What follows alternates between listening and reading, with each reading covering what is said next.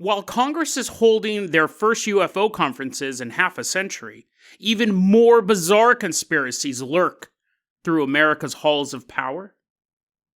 A young babysitter is suddenly filled with terror when she senses something evil in the house. And then we meet a young man who has been plagued for 20 years with a reoccurring dream. Is it simply a matter of his neurons firing while he sleeps, and his brain is trying to make sense of the chaos? Or is he the victim of an unfulfilled love spell? Today on Dead Rabbit Radio.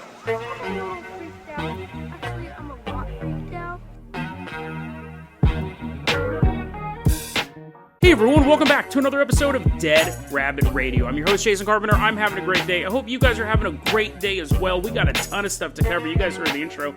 A ton of stuff to cover, so let's go ahead and get started right away. First off, walking into Dead Rabbit Command right now is two longtime listeners of the show. Give it up for Mina and Murphy. Woohoo! Yeah, come on in, guys. They're doing a little runway strut. Mina and Murphy are actually two of the listeners who came to visit me at the McMenamins UFO Fest in McMinnville, Oregon. It was really, really cool meeting you guys in person. I had a lot of fun. It was really, really awesome. Mina and Murphy, you guys are going to be our captains, our pilots this episode. If you guys can't meet me in person, I totally understand. Just help spread the word about the show. That really helps out a lot. Now, Mina, I'm going to go ahead and toss you the keys to the Dead Rabbit dirigible. We're leaving behind Dead Rabbit Command. We are flying all the way out to Washington, D.C.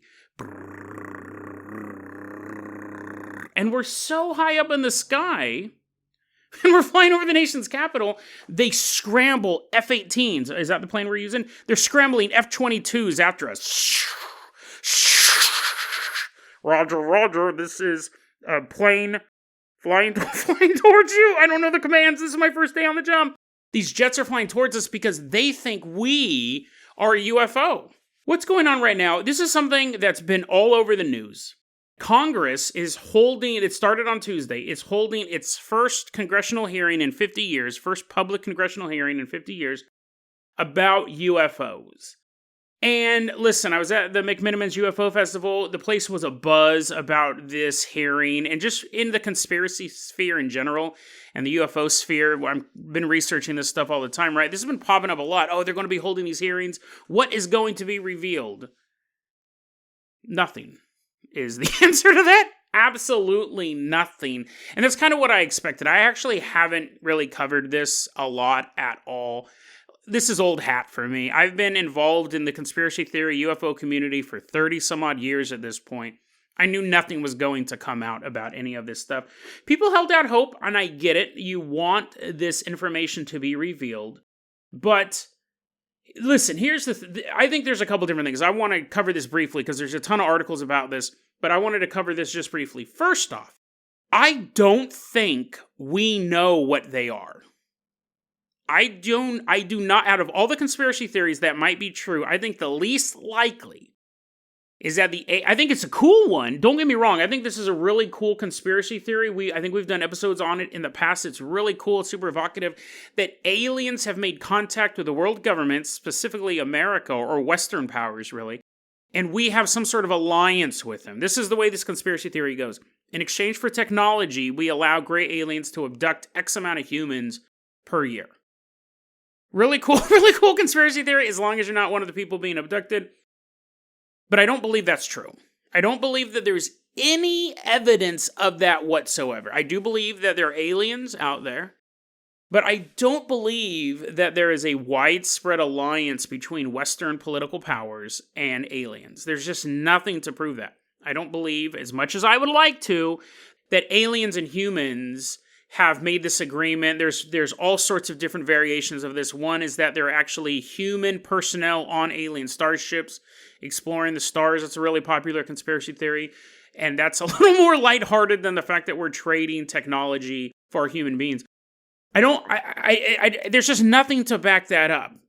I think that the sightings that we are seeing, the reason why there is not any disclosure from the U.S. government is because the answer is we don't know what they are. And that's kind of what they've been talking about at the congressional hearing, but they're not saying we don't know what they are and they're alien. They're saying we don't know what they are. They may be the whole weather balloon thing. Now they're even saying just regular Mylar balloons that you can buy at the dollar store floating so high in the sky and out evading our fighter jets. I mean, they come up with some really dumb excuses, but they're calling this new thing air clutter or sky clutter. There's so much stuff in the air that we literally don't know what it is, but we don't think it's extraterrestrial, is kind of the line that we're getting.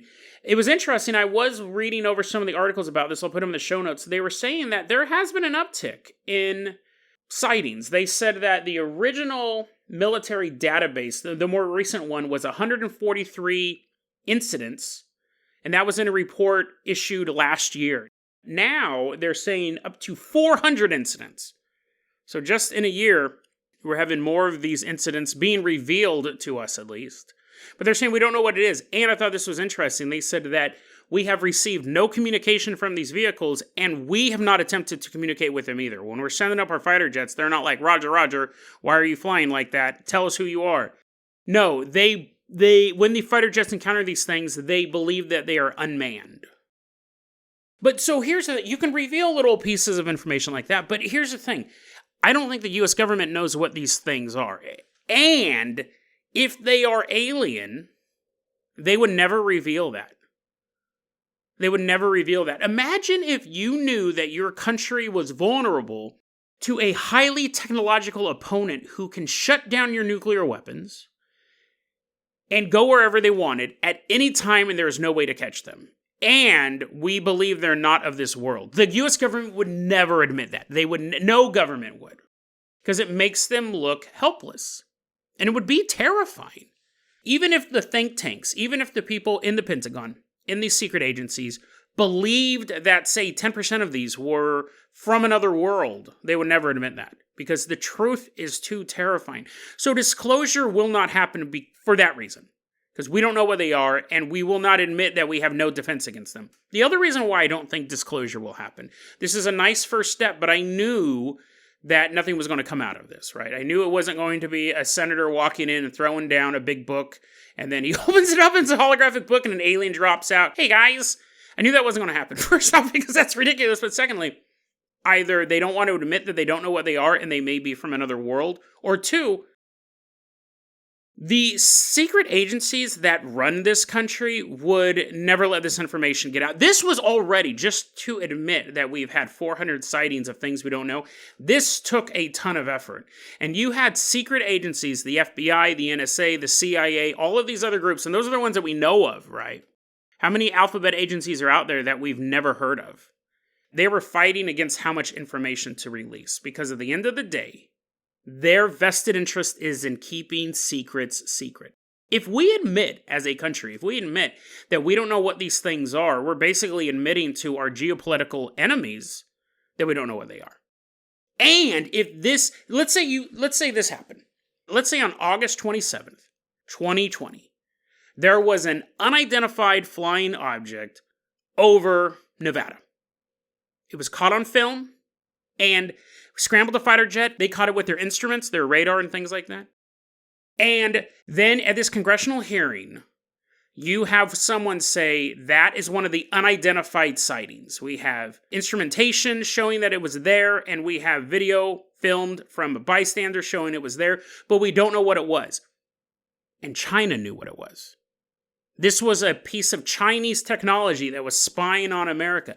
If we admitted that this is one of the 400 things we have no idea what it is, then China knows that their technology is successful. The secret agencies do not want this information out. Not necessarily because they're working with aliens, but because out of these 400 things that they go, we don't know what it is, if 10% of those are Chinese or Russian technology, then they know that they have the upper hand. So both of those reasons are why I don't think disclosure will happen. If these UFOs, if these unidentified aerial phenomenon, whatever you want to classify them as, if they are alien, the United States government, and really no government, would ever admit we don't know what they are and they can violate our airspace at any time. We haven't known what they were since the 1940s. We'll never admit that.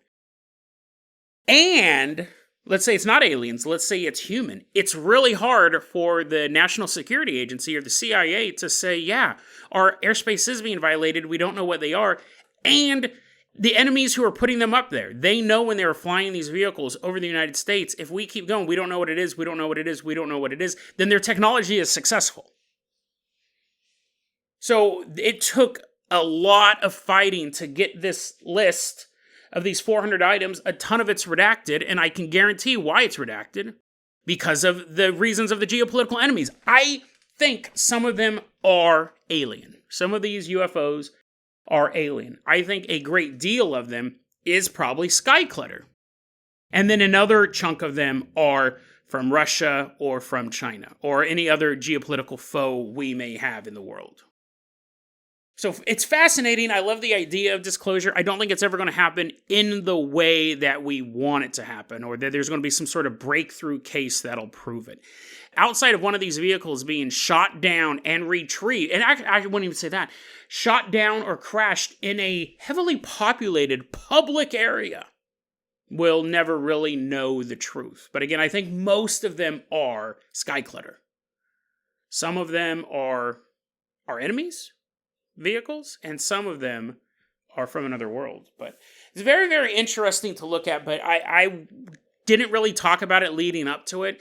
I kind of knew what it was going to happen. And you're like, Jason, maybe just waited for the report to come out, so then you could obviously be right, because you know it was already out. I knew it was going to play out like this. I would love to know more about this stuff, but I understand why the secret agencies don't tell us this stuff.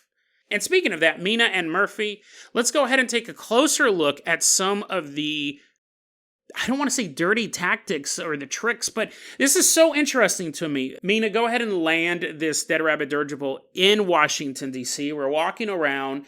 We're in Congress now, and we're going to go find the empty seat. The empty seat in the House of Representatives that was once populated by a young man known as Madison Cawthorn. Now, Madison Cawthorn, again, just a quick summary on this thing. We covered him on a previous episode. This was so fascinating. This is such a fascinating story. A while back, Madison Cawthorn, he is a representative from North Carolina. He's a Republican representative.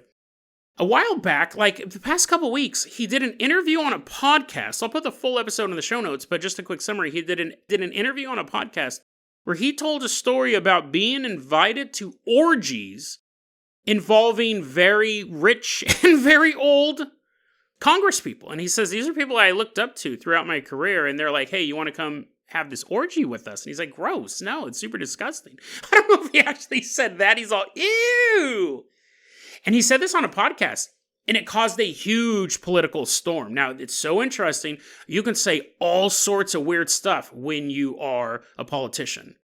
And for the most part, how it happens is the opposing party skewers you, tries to get you out, and your political party goes, nah, he's a good kid. He's a good kid. And we believe that too. No matter how radical it is, it takes a lot to get kicked out of your own party. But Madison Cawthorn said, these dudes wanted me to go bang a bunch of people with them, and I wasn't down with that. Caused a huge firestorm in Washington, D.C., and he was being told, recant that. We want you to go on the record and say that that's not true. To the fact that you had other congresspeople saying, oh, he came to me and told me it wasn't true, so I will tell you that he said it wasn't true, and he would come out and be like, no, it is true. Quit trying to put words in my mouth. Since then, you can do all sorts of political sins, right? But you can never turn against your own party, and you definitely can't reveal secrets. Since then, this is all the stuff that's happened to Madison Cawthorn. Shortly after making the allegation that powerful members of his own party were having orgies, there was a photograph of him released wearing women's lingerie. And what's so interesting is I edited it out of that episode. I took it out, but I actually started to go into the whole idea that J. Edgar Hoover was a cross-dresser, was a rumor that came out, and apparently there was a photo floating around D.C. back when J. Edgar Hoover, the guy who really created the FBI, made it what it is today, that he was a cross-dresser because there was a photo of him in women's lingerie. And the idea was that that was a blackmail photo. Like, it got reported in the media long after he passed away. It got reported in the media, and it became a big joke. But the idea was that this photo was taken as blackmail fuel. It's not like he actually was a cross-dresser. Someone made him, the head of the FBI, dress up in lingerie and took a photo of it. So this is the way we're going to keep you in line. And I took that part out of the episode. I edited it for time. And then this photograph of Madison Cawthorn pops up. He's wearing women's lingerie, and it's a photo of him. And he's flanked by these two young women, and he's wearing like a bra. He's wearing like a bustier or whatever it is. They released that photograph, and he didn't recant his story. He did not publicly come out and say that I made up the whole orgy thing. I don't know how they got this. They had the photo of him in women's lingerie. Apparently it was like he was on a cruise or something like this. This was, again, I believe before he was in the Congress. Then, he didn't recant his story. Then, somebody, I mean, we know who it was, right? It was his own party coming after him. There was a video, and I watched the video, right? I know that this is real. It wasn't a deep fake. He admitted that this video was true, as distressing and weird as it is. Madison Cawthorn, there was a video of him completely naked, climbing on top of his male cousin, who's underneath some blankets, and apparently, you can usher the kids out of the room for the next 30 seconds. Apparently, this video shows Madison Cawthorn fully naked. You see that. You see a head peek out from underneath a blanket. Then Madison Cawthorn crawls up on top of this dude and rubs his genitals on his male cousin's face. And you hear a woman laughing as she's videotaping this thing. Again, I believe that was before he was a member of the House of Representatives. So you have this guy who originally was a rising star in the Republican Party, gets slammed with the lingerie photo, says, whatever, we're partying, who cares? Then they released the video footage of him naked, climbing on top of his cousin, and Madison rubbing his genitals in his cousin's face. Bizarre stuff, right? And now, as of tonight, I'm actually recording this episode on May 17th, he has lost his seat. He was defeated in the election, so he will not be returning to the House in the fall. Absolutely bizarre. Listen, I don't know anything about the guy's politics at all. I was vaguely aware of him before all of this, and then I saw this stuff pop up. So the voters of North Carolina, that's their district, they decide who to vote for. But you can't deny that the fact that he was saying this stuff, he had this interview on this podcast, the secret groups came after him. You cannot deny that. This played a part in his getting kicked out of the House of Representatives. Now, again, maybe they didn't like his politics in that district anymore. Who knows? But this played a part as well. How big of a part, we don't know. But I would assume it would be kind of hard to vote for this guy if you were against having genitals rubbed on people's faces. Madison Cawthorn will be a cautionary story for politicians for the next 50 years. Whenever a politician even thinks about stepping out of line, even thinks about it for a moment, the story of Madison Cawthorn, fully documented throughout the media, will be used as leverage against these people who are thinking about speaking out against their own party. You can always speak out against the other party. That's part of the game, right? But he dared to go against his own party, and he dared to reveal secrets. I have no doubt that these old dudes are having orgies. I have no doubt in my mind that every so often they get all the interns together and they take, maybe not all of them, maybe not the nerdy ones, but I'm sure that this happens. It's not shocking to me, and anyone who's followed politics at all, politicians are gross. And you know why politicians are gross? Because people are gross. People do gross stuff, and politicians are people. And I'm not even judging them if they want to have orgies, right? It's not like, the biggest thing that I hate is hypocrisy. If these guys were anti-orgy, they're trying to make orgies illegal, orgies for me, but not for thee, then it would be a problem. But if Chuck Schumer and Mitch McConnell want to rub wrinkles against each other, I don't care. But he revealed the secret, and he got ran out. And this will be a cautionary tale. This is the new version of the J. Edgar Hoover lingerie photo. If you step out of line, we have the dirt. See, they had this dirt on him this whole time. Crazy story. When you go against the machine grinds your bones to dust. Again, I don't know anything about this guy's politics. He could be super radical, could be a Mitt Romney Republican. I have no idea what spectrum he was on, because that doesn't really interest me. What interests me is the blackmail engine that really powers the world, right? Fascinating to look at that. Normally we don't see this. Normally the person backs down right away, or they don't mention it on a podcast that goes out. They may mention it to a colleague, and someone goes, dude, you got to keep your mouth shut. Don't tell anyone what you just told me. Keep your mouth shut, because it will come down to you. He said it on a podcast. It got distributed. We saw him not back down from these allegations, and they buried him bit by bit until now. He is unemployed. Bizarre story. Mina and Murphy. They're both not great. Why am I on this episode? Why am I on the episode that the CIA is definitely going to investigate everyone involved in? Mina and Murphy, the new producers of Dead Rabbit Radio. Get them, officers, not me. Mina, I'm going to go ahead and toss you the keys to the Jason Jalopy. We're leaving behind Washington, D.C. We're headed all the way out to Wauwatosa, Wisconsin. The year is 1974. And it's nighttime. The moon is out, stars twinkling in the sky. And inside a house is a young woman. We don't have her name. We're going to call her Michelle.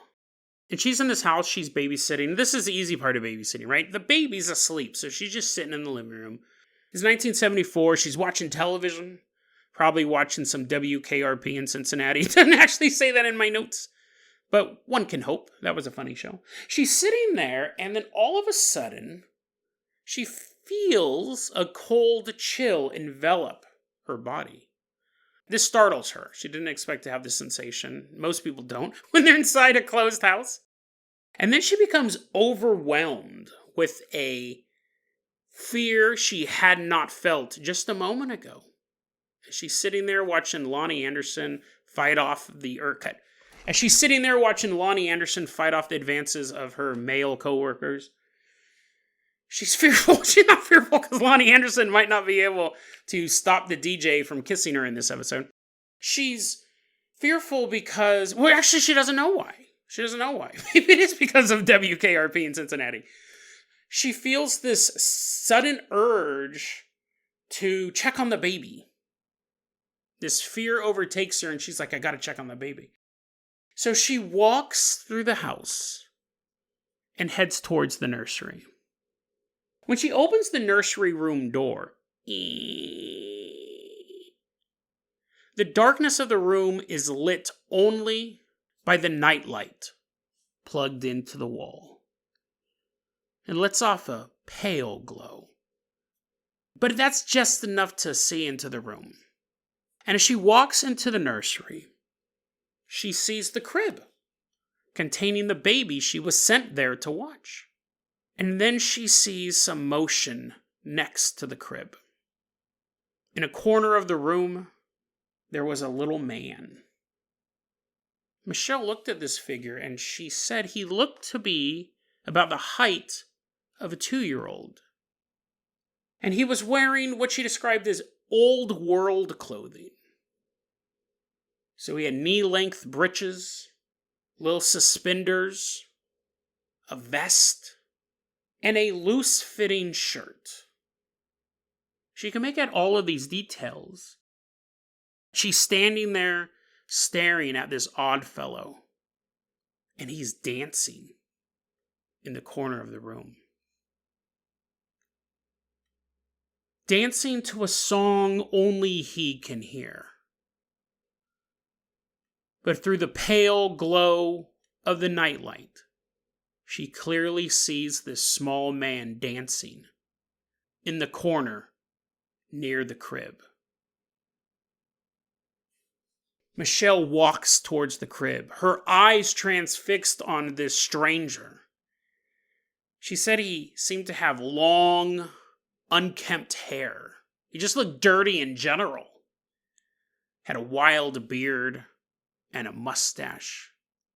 And he's just dancing away in the corner of the room. Michelle kept her eyes focused on this dude. And she reached into the crib and slowly pulled out the baby. And as she walked out of the room, she walked out backwards, not daring for a single moment to look away from the dancing man.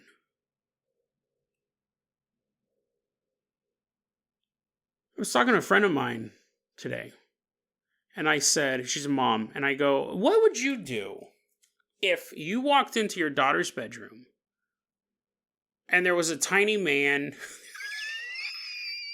What would you do if you walked into your daughter's bedroom and there was a tiny man dancing in the corner?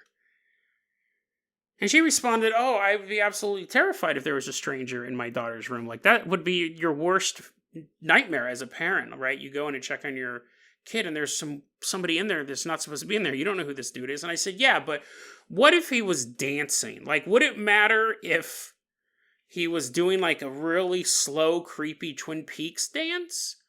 Or like if he was like doing a jig? Is one creepier than the other?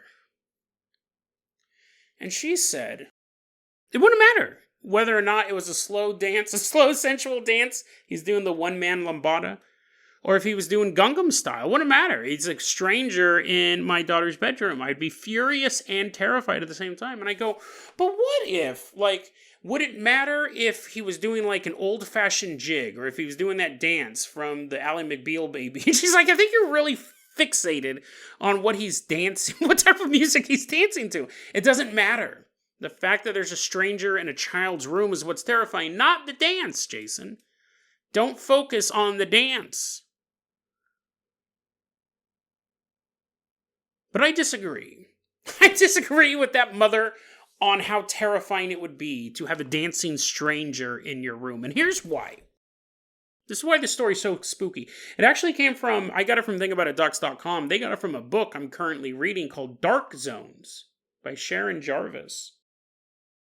It's a collection of just weird stories. A collection of nothing but stories about people dancing. Listen, here's what's creepy about this. Sure, a total stranger being in a room with a baby, yeah, that's unsettling. But if he was dancing, it's 10 times worse. Hear me out. I know people are like, well, Jason, what are you talking about? Hear me out. If a goblin does goblin-esque things, let's say that you're walking through the woods, and you're apparently on your way to a gingerbread house, and a goblin jumped out. And the goblin had a little spear and a little, like, loincloth made of leather, and he's, like, poking you in the butt, and he's trying to get your gold. You would be like, that's what a goblin does as you're running through this path being chased by this goblin. If a goblin does something that's goblin-related, it's not as spooky, right? But if that goblin jumped out of the woods and just stood there perfectly still and just stared at you, didn't do anything. Okay, this is a bad example, because it's still a monster in the middle of the woods. Let's forget that. Forget that part I'm not going to edit out, because I'm too lazy. Imagine, okay, here's a perfect example. If you go to a circus, and you see a clown at the circus, and he's dancing, and he's juggling, and he's falling on his butt, and he's crawling in and out of a tiny car, you're like, this is super boring. I don't know why anyone likes clowns. You're like, boo, this is boring. Saw yourself in half or something. Get squished by an elephant. But if that exact same clown, if you came after yelling at him to get squished by an elephant, if you drove home and you walked into your house and that clown was standing in your garage as your car's pulling in, he's standing there, it's terrifying. Why is it terrifying? Because you don't expect to see a clown in your garage. Unless you have a tiny car and then you're like, oh, I forgot. I carpool with clowns every day. 50 clowns pour out of your car.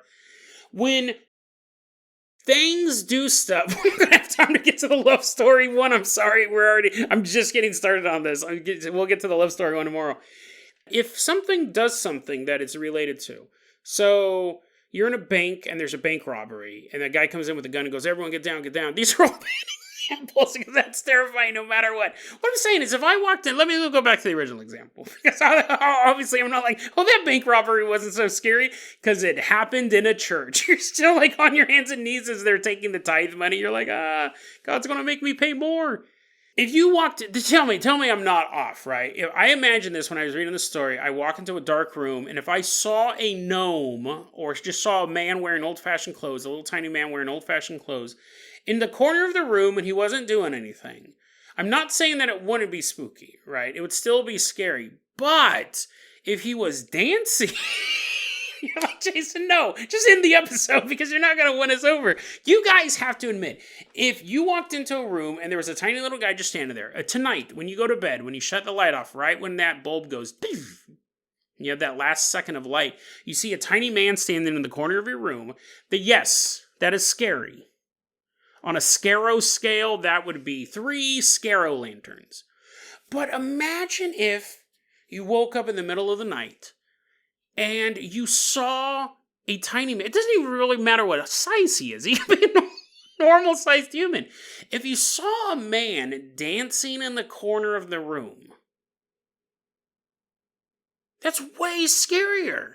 That's way scarier. I think it depends on the dance. Again, if he was doing Gangnam Style, or if he was doing River Dance or something like that, he's flossing in the corner. Probably not super scary. But imagine if he was just swaying back and forth and his arms are kind of going over his head. His body's just moving in some sort of weird rhythm. He's really getting into it. He's sweating. He has a baby pacifier in his mouth and glow sticks. Dun, dun, dun, dun, dun, dun, dun. That's what woke you up. Was the green and yellow glow sticks. I think there's something creepy about that. I think that it's creepier. I really do think it's creepier when I think it's creepy. I guess my point is, it's creepy when goblins and little gnome people, like if a gray alien was dancing on a spaceship, you've been abducted. You have a 3-foot probe shoved up your butthole. You're like, what? This is only 4 Scaro lanterns on the Scaro meter. It's not that bad. The aliens start dancing, and you're like, no, now it's even more terrifying. I guess, but listen, I think that it's scarier to see a little man dancing in the corner, or a regular-sized man, or a gray alien, or if a demon was dancing, and I guess it would depend on the dance, too, right? But it's creepy. It's creepier than just standing there. Now, I will say this. I originally had more planned to do. I had a whole other segment. I was going to give Mina and Murphy a chance to fly the Carpenter Copter. We're going to save that for tomorrow. You guys will be back for our Friday episode, flying around in the Carpenter Copter, because I want everyone to have a chance in that vehicle. I'm just going to wrap this episode up by saying, so tonight when you go to bed, when you're crawling into bed and you are closing your eyes, think of your worst nightmare. Think of the worst thing that you could ever imagine happening. Now, not something super depressing, you're like losing my loved ones. Nothing like that. Think of the worst boogeyman you could possibly think of. Maybe that is the actual boogeyman. Maybe that's Mr. Boogedy from the classic 1980s Disney movie. Maybe that is just your boss, who's also Mr. Boogedy. You work for a monster in the closet. Imagine the person or thing you're the most scared of that doesn't involve any sort of deep-seated trauma. Now, before you go to bed, imagine that thing dancing. In the dark, right? You're not at a nightclub. You didn't ask the boogeyman out to a date. You're like, oh, my greatest fear turned out to be the best romance for me. Now, imagine the worst thing you could possibly imagine. Like, to me, I think, like a zombie would probably be, like if I looked at, I guess that's just a stupid thriller video. Okay, never mind. That was scary though, wasn't it? Wasn't that thriller video super spooky? Imagine if the zombies were just walking through the neighborhood as Michael Jackson was singing. It was, okay, whatever. Mina and Murphy, you're going to be back for tomorrow's episode so we can get you in the Carpenter Copter. I hope you guys do my experiment tonight, but do not think of the Michael Jackson classic thriller. Think of the worst thing you can think of, but make it dance, and then you tell me how terrifying your night was. deadrabbitradio@gmail.com is going to be your email address. You can also hit us up at facebook.com/deadrabbitradio. TikTok is @deadrabbitradio. Dead Rabbit Radio is the daily paranormal conspiracy and true crime podcast. You don't have to listen to it every day, but I'm glad you listened to it today. Have a great one, guys.